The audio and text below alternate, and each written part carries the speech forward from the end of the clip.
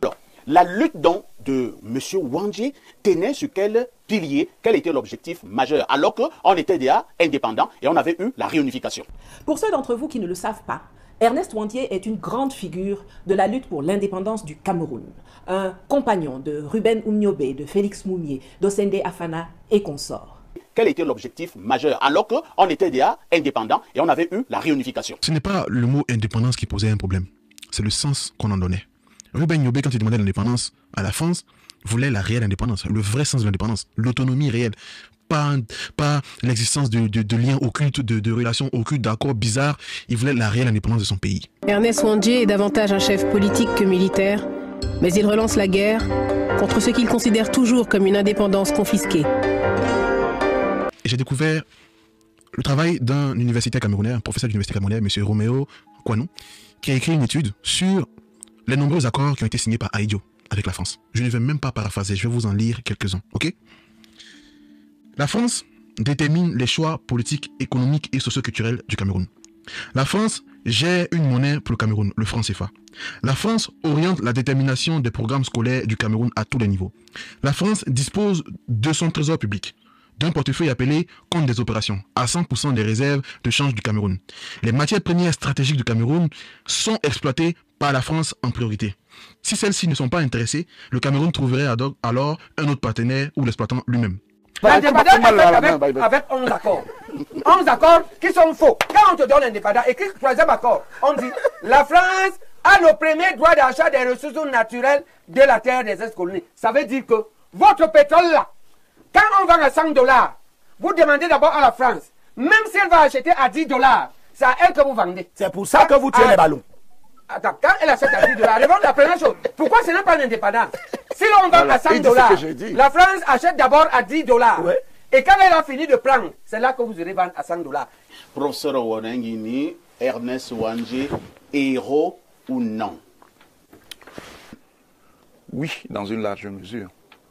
Ernest Wandji est un héros. C'est un héros de la lutte armée nationale du Cameroun à travers le mouvement national incarné par l'UPC. Mais, si c'est une vache sacrée, même le derrière des vaches sacrées ne sent pas la lavande. Ça veut dire qu'on peut être un héros sans être un ange. De manière concrète, M. Aïs et à tous nos téléspectateurs, la LNK a commis dans sa lutte beaucoup d'exactions, beaucoup. Mais s'il fallait faire la balance, l'action des forces coloniales, puis des forces postcoloniales elles-mêmes, ce n'est pas une partie de plaisir. Une guerre, on ne s'amuse pas, comme on pourrait dire, c'est pas le voir bébé. Oui, M. Aïssi, la LNK a fait des dégâts terribles dans le Mungo, dans le Nkam, dans le Mban. Et à l'ouest? Oui, évidemment d'abord à l'ouest, puisque c'est là où ça commence. Bien sûr. Accaparement violent de terre, nettoyage ethnique, ça ce sont des faits établis. Il n'y a même pas une discussion là-dessus. Si quelqu'un a été lésé, si des terres ont été arrachées, c'est à l'État de gérer. D'autant plus que ce ne sont pas des gens qui sont traqués 24 heures sur 24 par la police, l'armée, le colon, l'État, et qui sont contraints de prendre le maquis, d'entrer en brousse, de changer de localité tous les 2 ou 3 jours, qui auraient pu être capables d'arracher la terre des gens et de s'y installer en grand maître au grand jour. Un peu de sérieux quand même. C'est ça qui fait donc que la mémoire du héros, et je maintiens que Ernest Wandji c'est un héros, nous sommes d'accord, de la lutte de libération nationale, est ternie. Et c'est pour ça que je vous parlais du derrière de la vache sacrée. Ernest Wandji c'est une vache sacrée, on vénère une vache sacrée. Mais comme je vous ai dit, le derrière d'une vache sacrée ne sent pas la lavande. Et on est en guerre. Et dans la guerre, il y a de la violence, il peut y avoir beaucoup d'abus et beaucoup d'arbitraire. C'est comme ça qu'il faut le voir simplement, s'il fallait répondre à ce questionnement. L'UPC elle-même, et là je suis d'accord avec le professeur Baébek, a subi beaucoup de choses. A commencer par le premier foyer du CNO en Pays-Bassa, en 1955, avec Nyobé Pandjok et autres qui ont donc mis en place une lutte armée qui a été effectivement imposée à l'UPC. Il y a eu des choses absolument atroces. On coupait les têtes, on les mettait à un carrefour. Les têtes coupées, et puis bon, la soldatesque coloniale s'amusait à montrer avec la cigarette au nez ou des trucs comme ça. Les méthodes les plus barbares étaient utilisées.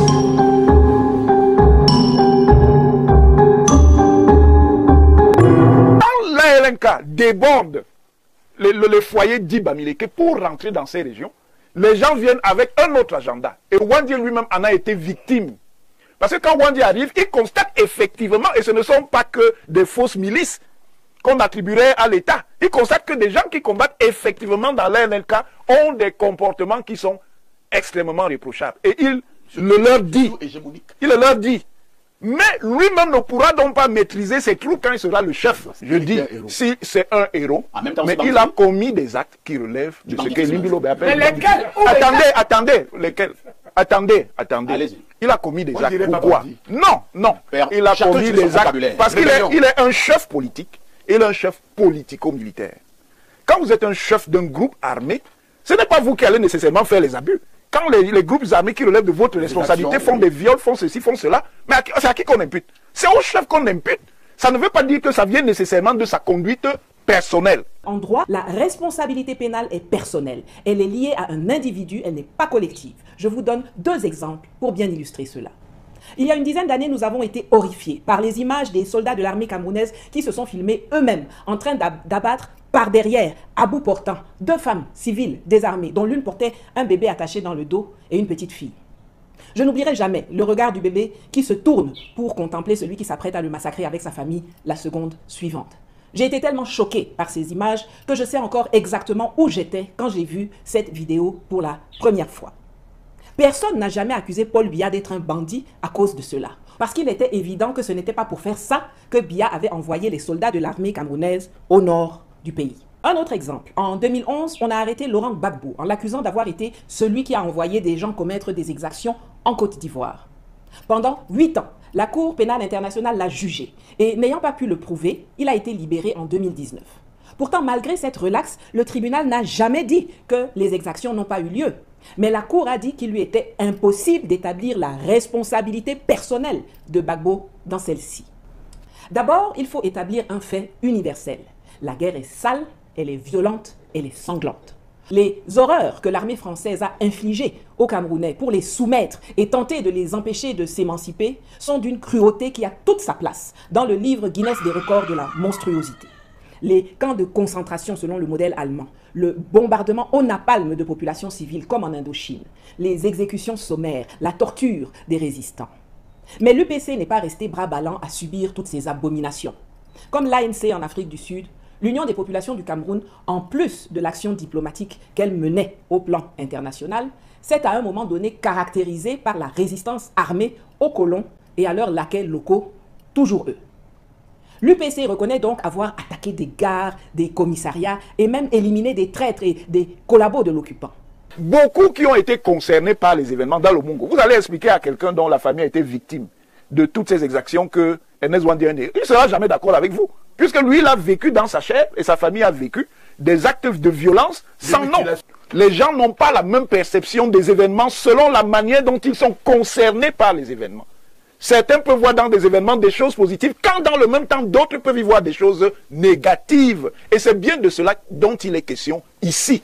Cet endroit est un lieu où ceux qui refusèrent d'accepter l'injustice, ils ont été tués par des Français. Le 18 décembre 1956, d'autres sont passés là où nous étions, d'autres sont passés par ici. Ils les ont encadrés ici. Dès qu'ils les ont vus, ils se sont mis à tirer sur eux. Donc nos parents sont morts aussi tous. C'est comme ça. Ils sont morts pour la liberté. Les cadavres étaient partout. Les chiens les mangeaient. Les chiens, les corbeaux. Je crois que tous les oiseaux qui sont des carnivores venaient manger la chair de nos papas ici. Avant qu'on les enterre dans des fosses communes. La guerre était bel et bon plein dans le village. Partout, on arrêtait les gens. Dans la maison, ici à l'ouest, on a incendié partout. Tous les villages que vous voyez là, ce sont des cases neuves qu'après, c'est d'atrocités qu'on a construites. Dans l'ouest, la région la plus densément peuplée, des villages entiers sont rayés de la carte et leur population est décimée.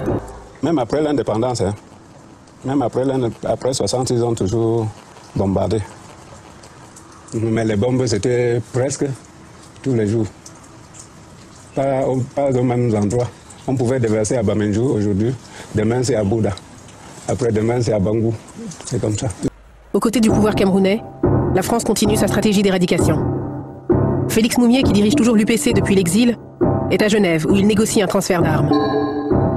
Un agent des services secrets français, William Bechtel, serait parvenu à glisser un poison dans son verre. Le 4 novembre 1960, Félix Moumié meurt à l'hôpital de Genève. Ce n'est pas seulement des rumeurs. Le napalm a été utilisé au Cameroun. Le napalm a été utilisé au Cameroun, même s'il y a certains démentis pour la forme. Monsieur Mesmer ne pourra pas faire un démenti sérieux à ce sujet.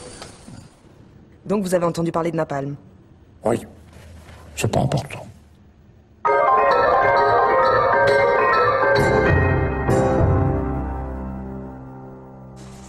Nous, on disait que c'était l'acide. C'est le nom que nous, on connaissait. Qui déverse l'acide sur les gens. Parce que quand ça verse, ça te brûle. Ça brûle même des arbres comme ça, tout. Mais nous, on disait que c'était l'acide. Ouais. Regardons la définition du génocide d'abord. Un génocide est un crime contre l'humanité, tendant à la destruction totale ou partielle d'un groupe national, ethnique, racial ou religieux. Analysons les faits et vous me direz à la fin de la vidéo si vous estimez que ce que les Bamileke et les Bassa ont vécu n'était pas un génocide. Par contre, une chose est certaine. Hier comme aujourd'hui, nos luttes n'ont pas besoin d'angélisme et de saints. Nos luttes ont besoin d'hommes et de femmes courageux, patriotes et déterminés à faire ce qu'il faut, par tous les moyens nécessaires, pour arracher notre liberté.